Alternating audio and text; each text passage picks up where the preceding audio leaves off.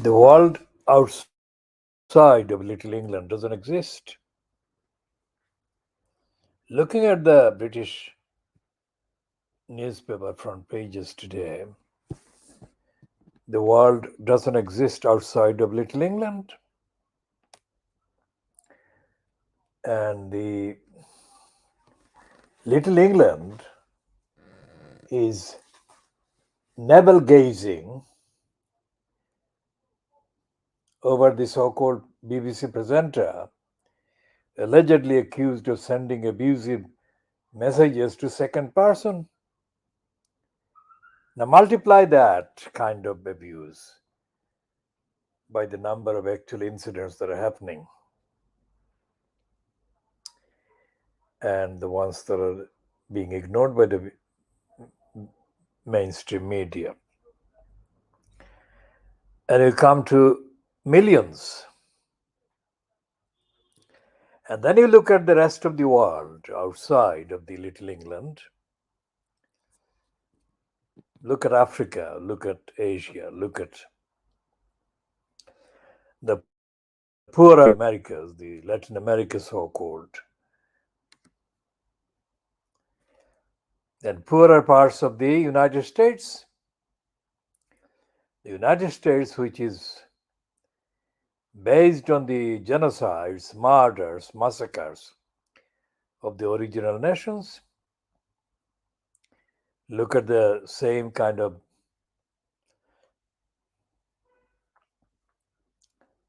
installations in Canada based on the genocides and murders and massacres of the original people. And then you go over the other side of the globe in Australia and New Zealand and look at the massacres, genocides of the original peoples. Every day, the impact of those genocides and murders and massacres are being felt by the survivors. Very small numbers survived, but there are survivors of the original nations. There is no recognition of that, either as the implications and the impacts are being felt in the USA, in Canada, in Brazil,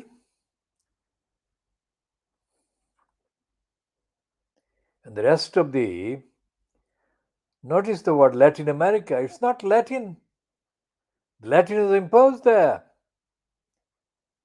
to replace the original languages, the original faiths, the original cultures.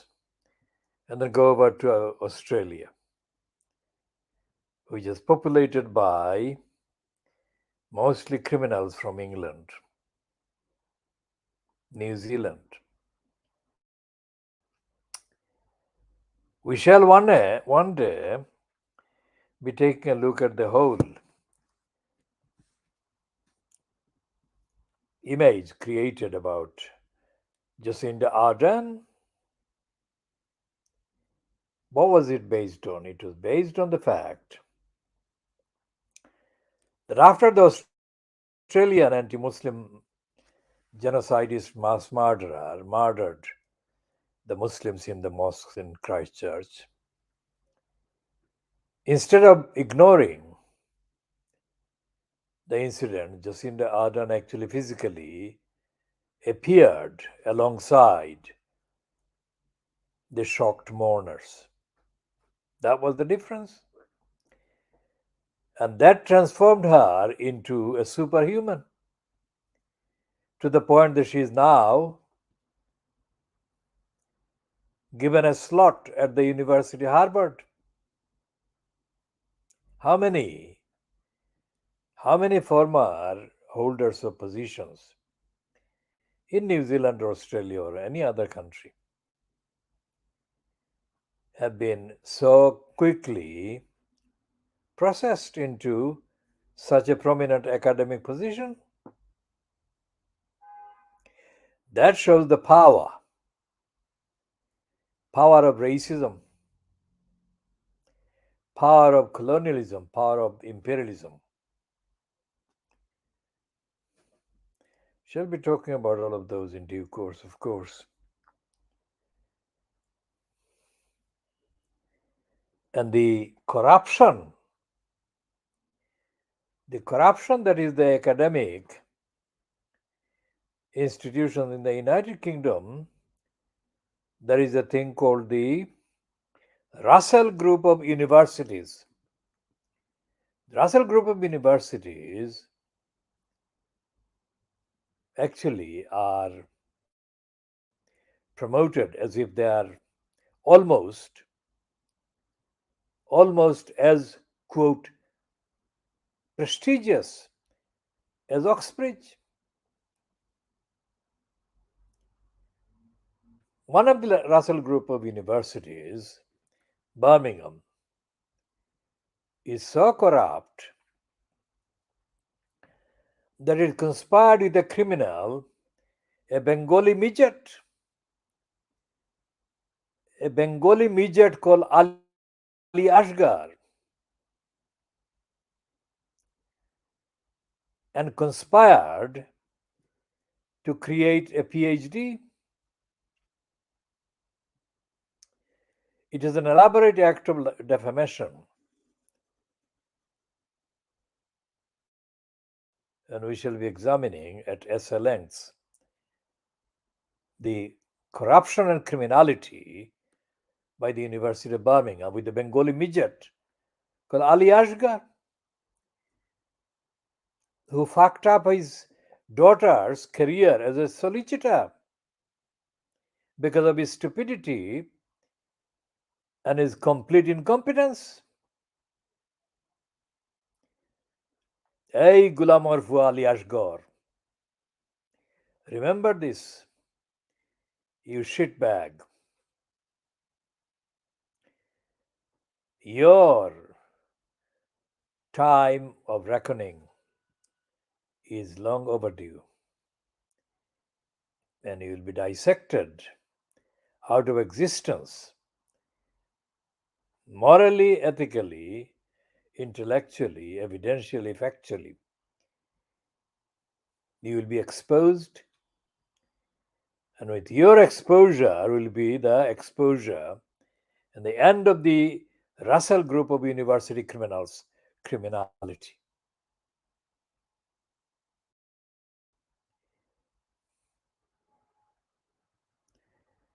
Back to the BBC presenter accused of sending abusive messages to a second person. What does it mean? Suppose that this accusation is true. So, what crime has this presenter committed? If they have committed a crime, then they should be charged. What actually the newspaper, which is the one that I have read the headline from, or heading, they should be talking about the actual fact and the extent of corruption that goes on every day. Corruption by the local councils, corruption by the various departments in the local councils, corruption by the various courts, county courts, magistrates' courts, the various divisional courts, the corruption that actually goes on inside the constituencies of every MP, the corruption that takes place in the House of Parliament, Houses of Parliament, House of Peers, House of Commons. That's what they should be looking at. Instead, they are doing this thing about the presenter, and they're doing it in a kind of gang.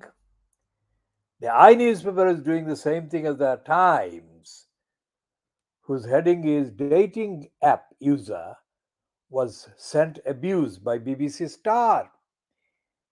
Now, it's like the criminal, mass murderer of babies, Lucy Letby.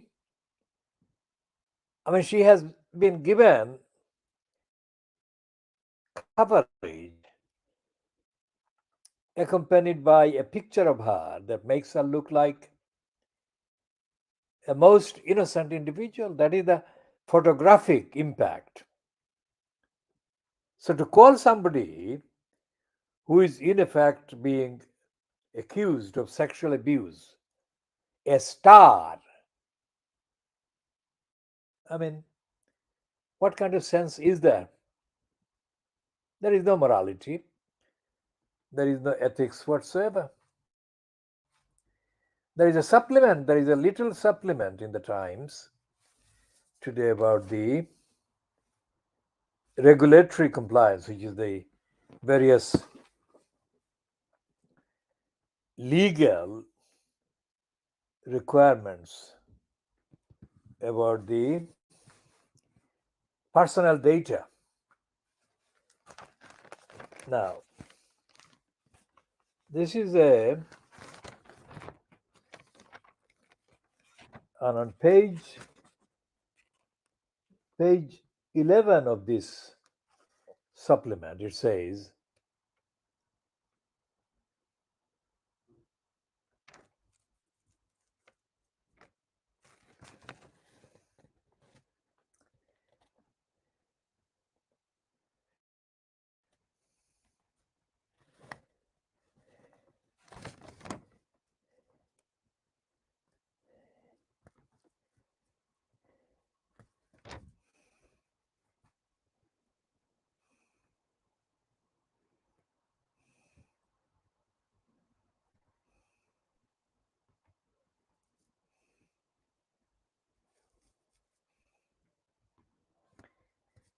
the most serious GDPR infractions can result in fines of up to 20 million. That's the statement in this particular piece, page 11. Now, the data privacy. So, this is the main piece, and it says 5 years on from the arrival of GDPR, the United Kingdom is weighing up post Brexit divergence as a chance to refresh data protection rules. What might that mean for compliance?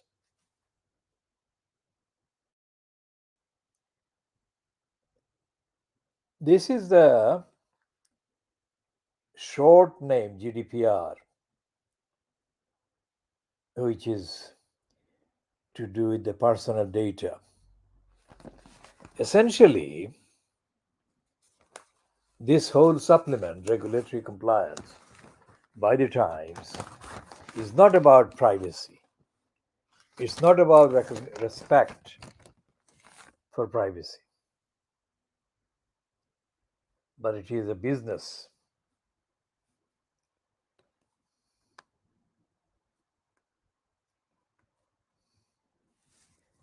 It is a business.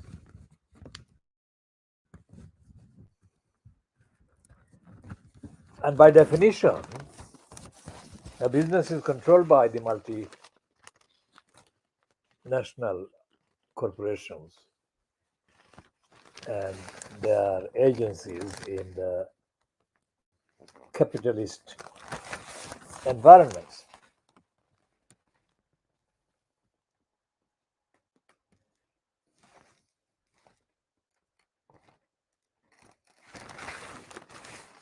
And what is happening is that the respect for individuals' rights with the corresponding entitlement to the services, these are absent for most of the people. And you can extrapolate that, apply the same principle or the same fact, if you like, to look at the behavior and the role of the various courts, and you find that ordinary people are being denied their rights, even though in theory they are entitled to the rights. And the people who deprive the individuals of their rights are the judges, the ones that make the decisions in the courts, whatever tier, whatever level of courts. And there is no holding those judges to account. So, as we said, it's the age of darkness that we are living in the United Kingdom. Now remember, this is the broadcast that is brought under, what is it called? It is called the Baby Angel Geronimo banner. The Baby Angel Geronimo editions. The Baby Angel Geronimo is the witness to all these things, all these wrong things, wrongdoings. The Baby Angel Geronimo editions of the Khoodeelaar television channel, world exclusive, original analysis, diagnosis, every single post, every single broadcast. We broadcast standalone. We don't broadcast based on any dependence on anyone watching this. And we don't have any interactions with anyone commenting. And the reason is simple. We are doing the broadcast, it's like publishing. Publishing an original volume every time, every broadcast. It is up to anyone seeking what we publish by their own independent means. We are not encouraging them, and we are not depending on them, and we are not charging them. What we publish is world exclusive, it is not available anywhere else.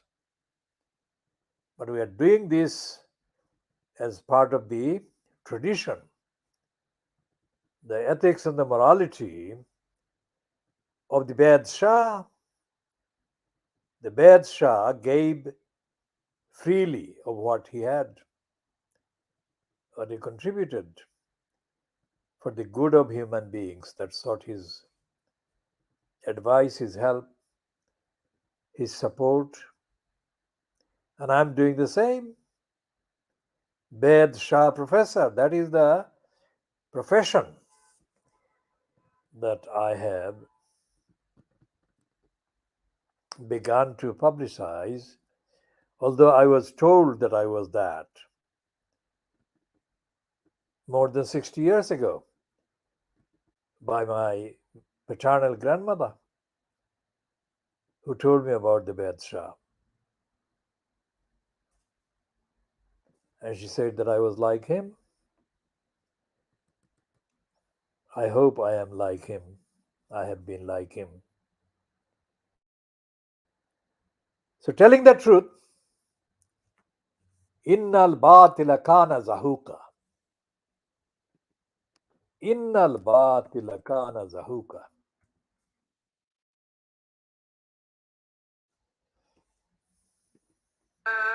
الحق وزهق الباطل إن الباطل كان زهوقا وقل جاء الحق وزهق الباطل إن الباطل كان زهوقا وقل جاء الحق وزهق الباطل إن الباطل كان زهوقا. Truth has arrived and falsehood disappeared. Inevitably, indeed, falsehood will disappear and truth will prevail.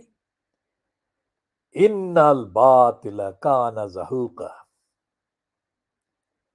So what I'm doing is contributing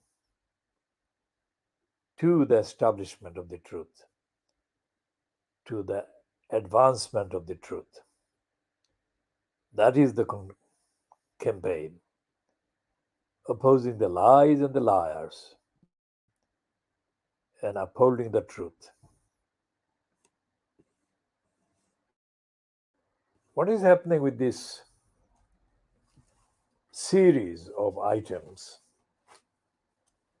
For example, in this one, they are saying in the I front page,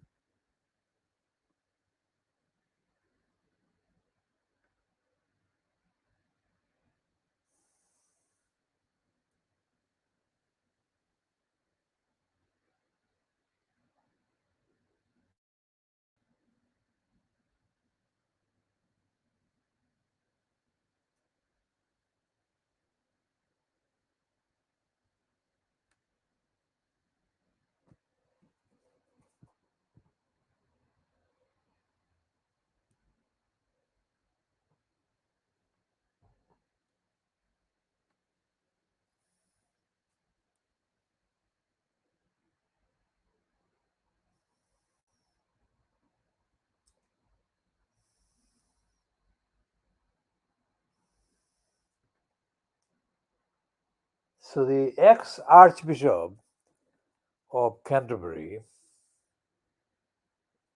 has condemned, he has condemned the deleting of the mural by the racist criminal Robert Jenrick. Former Archbishop deplores Dickensian murals decision. Former Archbishop of Canterbury, Dr. Rawan Williams, has hit out at the government following a Dickensian order to remove cartoon murals at a migrant center for lone children. Now, this is the Dr. Williams said Immigration Minister Robert Jenrick's decision to paint over the artwork of Dover featuring characters like Mickey Mouse speaks of a real mean mindedness. It comes as the Bishop of Dover joined the storm of criticism over the decision to erase the cartoons at Kent Intake Unit, first reported in I last week, accusing the government of showing disdain for children. On Monday, Lord Dubs, who fled Nazi occupied Europe in 1939 to arrive in the United Kingdom as a 6-year old refugee, raised the story in the House of Lords, where he branded the order a disgrace. Dr. Williams told I, it does seem to me staggeringly ungenerous. It's as if we wanted to portray ourselves as a sort of Dickensian place where children were punished for being unfortunate, a kind of Oliver Twist world. I agree that the issue around people smuggling and the small boats issue is just one aspect of that. It's a serious one, but people put themselves in the hands of people smugglers because they are desperate. They are already victims. I think it does no one any good to treat them as if they were making deliberate, rational choices about coming to this country. They are not. They are people who, in almost every case I have come across, are at the end of their tether and therefore vulnerable to exploitation. To treat them as if they deserve punishment, as if they are some kind of alien invader, is just to ignore the reality of their situation. And that is above all true of children who, of all migrants, have the least choice in the matter. Rawan Williams called on someone within the government to speak out against the shameful step after the mural was removed last week.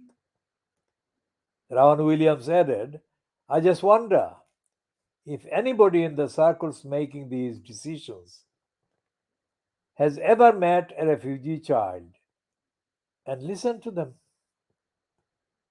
Alfred Dubs raised the issue to peers in the upper chamber during the third reading of the illegal migration bill, while Lord Brownlow, a major Tory donor, said he was ashamed of the decision. Lord Murray, the Home Office Minister, defended the move and blamed contractors for painting the cartoons without government approval, insisting it was correct that asylum facilities have decoration befitting their purpose. Home Office spokesperson said, our priority is to stop the boats and disrupt the people smugglers. But that's not what is happening. Going back to the general depravity and the corruption and the racism displayed by the Times, let's say, the Times, the still the newspaper that symbolizes newspapers, British papers, is this regular set of things. First of all, the news items are completely in denial of the existence of the world, and the letters, the so called Times letters, are disgracefully stupid and irrelevant and depraved in their criminality and their racism in excluding the rest of the world. There is no opinion expressed in the Times letters that reflect the goings on in the world. For example, how many people, the Rohingyas, how many Rohingyas are still living in terrifying conditions on the globe, wherever they have been able to find a space after being treated, targeted for genocide, mass murders, mass rapes by the Burmese Buddhists? How many of them are existing in terrified conditions?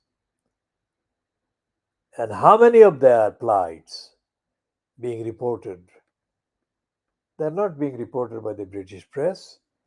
They're not being reported by the Western media. They're not reported by the American media. They're not being reported by any of the so called upholders of freedom of speech.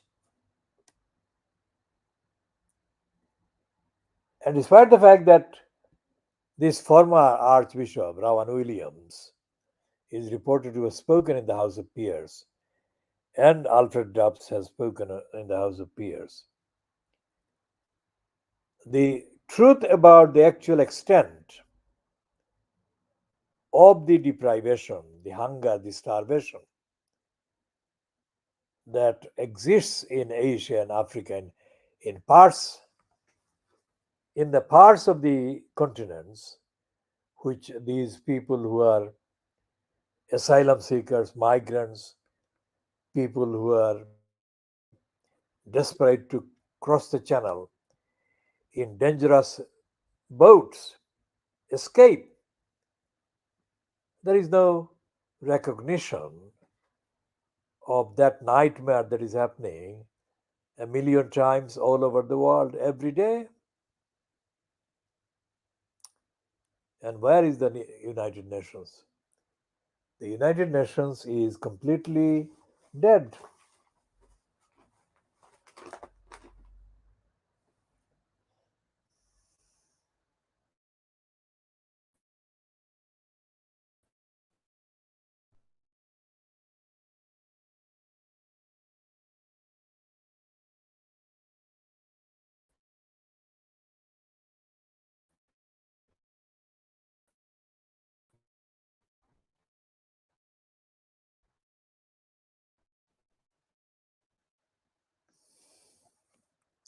The United Nations is completely dead, and the governments of countries like Bangladesh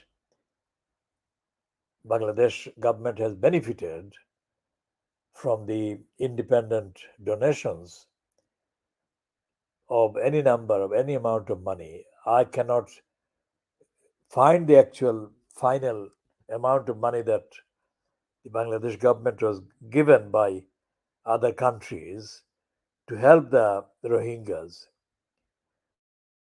But whatever the amount, the Bangladesh government, because of the number of people, the Rohingyas being the largest number, being given the accommodation in Cox's Bazar, the largest number in any other country outside of Burma.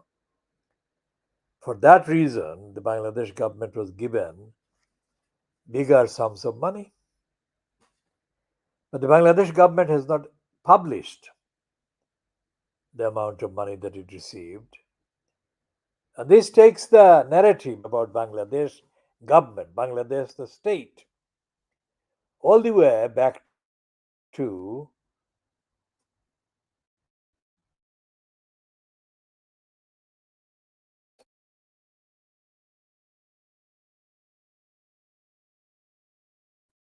1974. Those 3 years before the incomplete year of 1975 when the murder of Sheikh Mujib took place. Those 3 years were the years following the 16th of December 1971.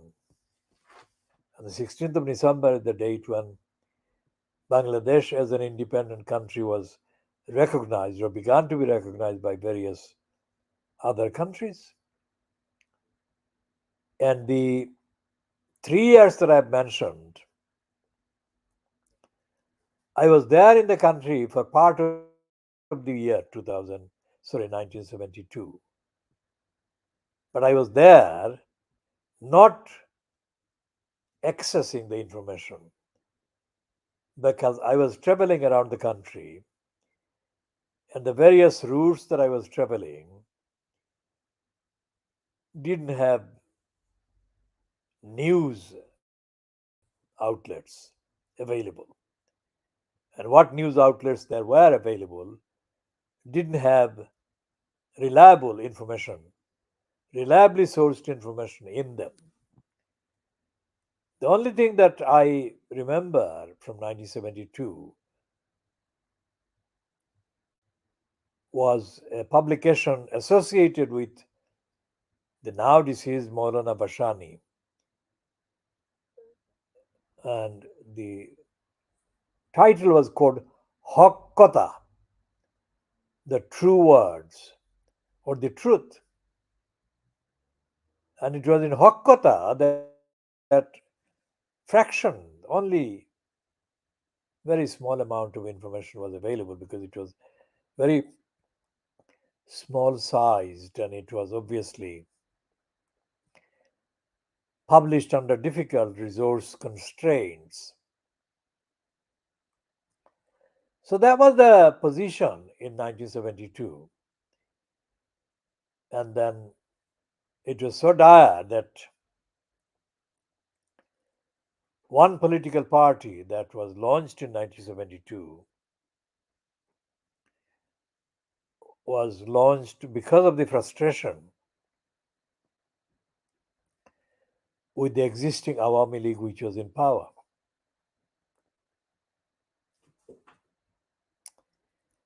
And that was the party that remained in power for a short period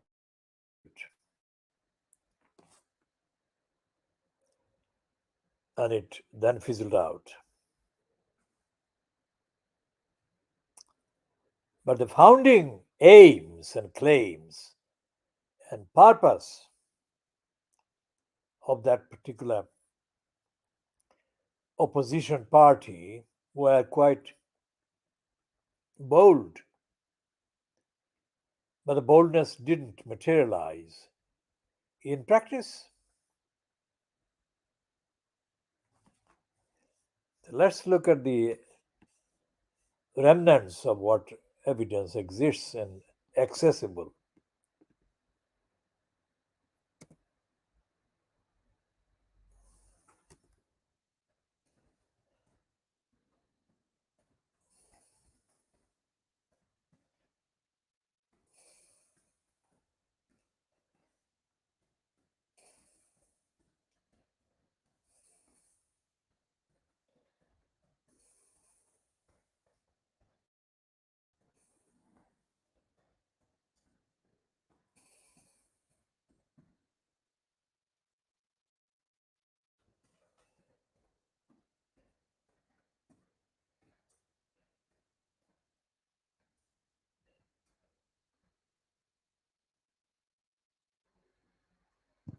So this party was called Jashod, and it was the Jatiyo Samajtantrik Dol.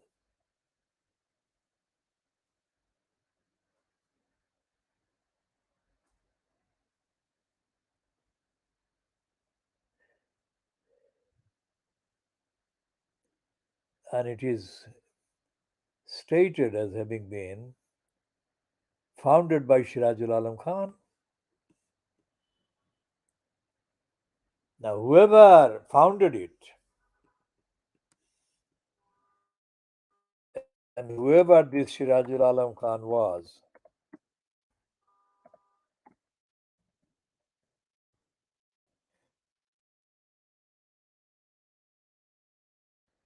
what is he described as, this Shirajul Alam Khan?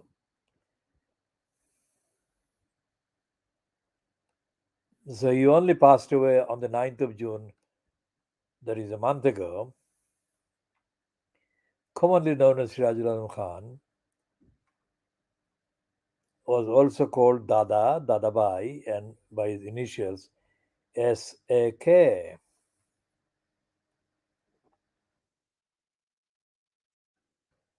So he was the General Secretary of the Bangladesh Chhatra League from 65 to 67. And he was born in Begumganj in Noakhali in 1941. And he died on the 9th of June 2023 in Dhaka, aged 82.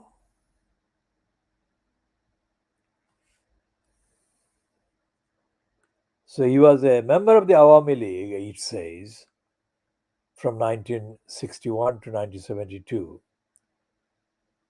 at Jashod from 72 to 1996.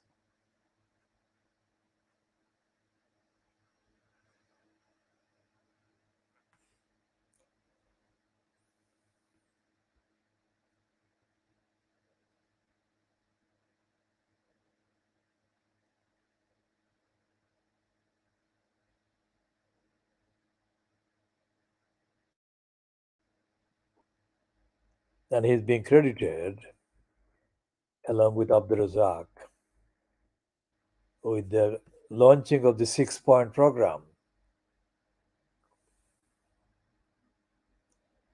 There are various issues about him. And I'm saying that As an observer of Bangladesh, as I always have been in terms of the political party, because I didn't, unlike him, I never belonged to any political party in Bangladesh or before it became Bangladesh in East Pakistan. But I observed the activities of the Awami League, the Chhatra League, and all the others. And I cannot say, as I have said about Shah Mujib as well, I cannot say to this day, and I'm saying this, what, 1 month and 3 days after the published date of the demise of Shirajul Alam Khan, there was no accessible published statement, political, let's say, manifesto for any part of Pakistan or of Bangladesh. And this remains the case, which is the reason why Sheikh Hasina has been in post for the years that she has been. Because in the country now, Bangladesh, the political, whatever political activities there may be expressed in the media or in the political organizations, there is no alternative being spelt out. And by alternative, I don't mean a list of things. By alternative, I mean, and I've always meant, the creation in the country of a culture that is open to the people for accessing universally definable rights and facilities. No party that exists to my knowledge in Bangladesh, or no party that has existed to my knowledge, let's say in the period when I first became involved in the 1950s, no political party, including the alliance, the coalition that was led by Maulana Abdul Hamid Khan Bashani in the 1954-55 Jukta Front alliance, they didn't have a manifesto. They didn't have a commitment. They didn't have a transparent way to afford the rights to ordinary people by all the aspects of whatever conglomeration constituted a state. There was none. Now, the same case now extrapolates and applies to what is now Pakistan. And I don't believe that the movement that Imran Khan is now fronting is any different. And of course, the existing status quo that represents the Bhutto family and the Sharif family, of course, they are not representing, and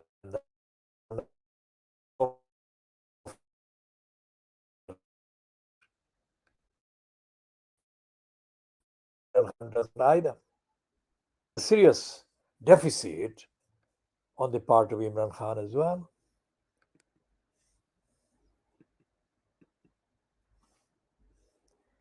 Shall be talking about all of those in due course more.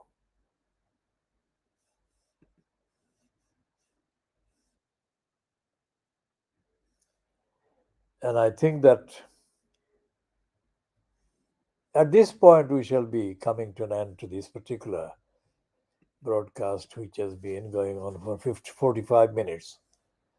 And we shall be continuing on all the issues as and when we